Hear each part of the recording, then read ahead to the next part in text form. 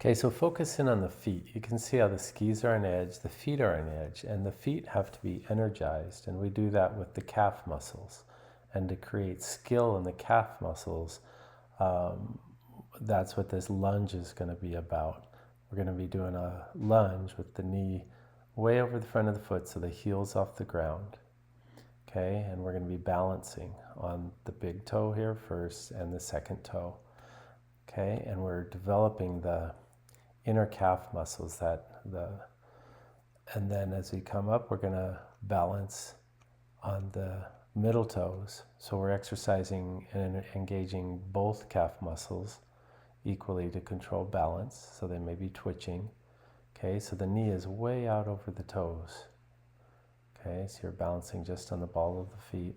And then we're going to go down and we're going to rotate the knee and the foot to the outside. So we're balancing on the small toe and the second, the fourth and fifth toes. And you'll probably find some balance challenges. You're going to get a stretch in the back leg. Okay, so this is going to help create some more strength and coordination in the foot to help control these edge angles that you see here. Tipping back and forth, we want to energize the calf muscles to control our edge angles in our feet.